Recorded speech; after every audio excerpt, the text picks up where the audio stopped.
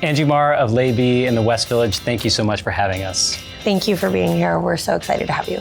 So what are we gonna make together today? So today I thought we would make a little steak Rossini done in a very Lobe way using Japanese Miyazaki beef.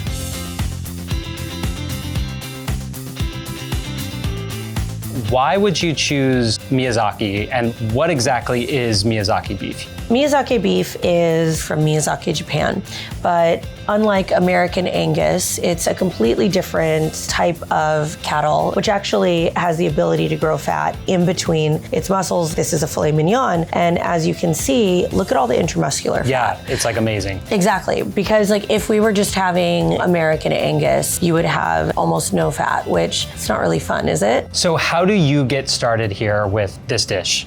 For me, it's all about the foie gras and the sauce. When we talk about really wonderful dishes, we need everything to be balanced. And it's really not for me about the amount of ingredients on a plate, but about finding the best quality ingredients and preparing them really, really well. So I'm actually gonna start with a hot pan, and I'm gonna put just a touch of olive oil into it. We could absolutely just start with the beef and add all the components, but isn't it almost nicer to start with the foie gras? We are going to sear it, and then all of that residual fat from the foie gras is what we're then going to be searing our filet mignon in. And as you can see, I've just scored the foie gras lightly. So do you do the whole foie gras in the pan? I'm gonna do this entire piece of foie gras in the pan. So we want to get like a nice color on the outside and then have that like meltingly jello consistency as it goes on to something hot. The foie gras is going to sear in the pan for about 3 to 4 minutes. Okay. I'm also going to flip it as well, and depending on the thickness of your foie gras, we can finish it in the pan or we can pop it in the oven to finish it. Okay.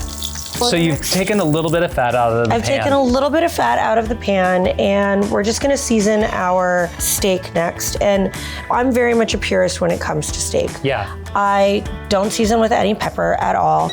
I think that when pepper goes in the pan, it burns quite easily and then it becomes a bit acrid. I've just done salt on this because remember, there's also a bunch of different flavors in here because now we have foie gras as well.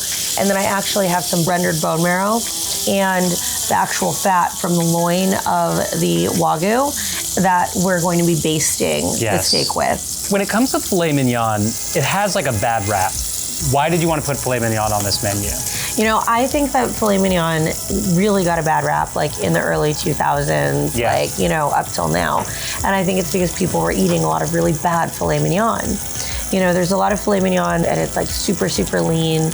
And when you cook it past medium rare, it just becomes so dry because there's no actual fat in it. And having it be tremendously well marbled, really, really flavorful, and then all of the layers that we're adding it in when we're cooking, it becomes a completely different thing. Yeah. But I think that filet mignon, there's something about it that's like, it's so fun and so like 80s, 90s. There is that idea of luxury to it. Is that the kind of a moment you're trying to capture with Lobe? Absolutely. Yeah. You know, Lobe is such a fun restaurant that goes back to like 80s, 90s, early aughts. And so we couldn't not have a filet. Oh, wow, the color is amazing. Isn't that nice? Yeah.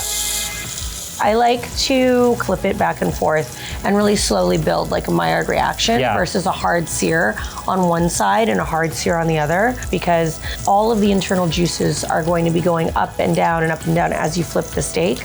Yeah. And it's gonna help with a more even cooking temperature. It's almost like a rotisserie source and going away and touching the source and going away. I'm actually gonna baste it with rendered bone marrow. Wow.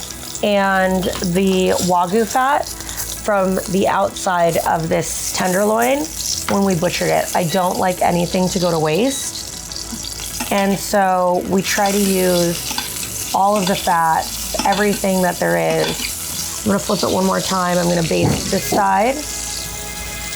But look at that color. That's amazing. Isn't that beautiful? It's that crispy crust you really want. Yeah. It's just glistening right now. All right, I'm just gonna take this out and let this rest, okay? Really, really important is letting our meat rest because it's coming out of this really hot pan and then you've got all these internal juices and it's gonna continue to cook until it's stone cold. and it can rest while we make our sauce. Beautiful. Completely fine. And once again, I'm gonna get rid of now all of the fat because you can see this beautiful caramelization on the bottom of the pan. That's gonna be really important for our sauce. Yeah. So I'm gonna start with getting the pan quite hot again. And then I have here some Madeira. Okay. And I'm going to put it in the pan.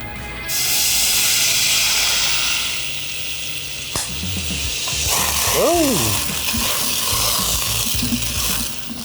So we're doing that to just burn off some of the alcohol. We're just gonna cook some of the alcohol off, which we just did. It smells great. Goes out. Yeah, it's really nice, right? You've got that residual sugar from the Madeira, absolutely. because Madeira is a fortified wine, right? Really great cooking is about building layers of flavor, right? Now to this, I'm gonna add some of my demi-glace. You just have all of these beautiful flavors, from the foie gras to the beef to then the Madeira, and this really beautiful demi-glace. Layer in truffles right before it's plated. Yeah. And I think it's really important because sauce work is something that isn't appreciated enough now. And really good sauce work, it's so complex. Yeah. People can cheat it with a little bit of stabilizers, but you can feel it. You can feel the textural difference. You can feel it. You can feel the textural difference. You can see the textural difference. And that's something that's really important.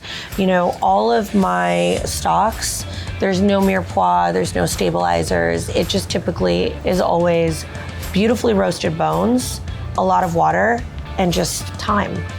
So stock making for us is typically like a 3-day process. Okay. Which is a long time. So this may come together quickly in the pan, but this has been going days ago. This has been days in the making, yeah.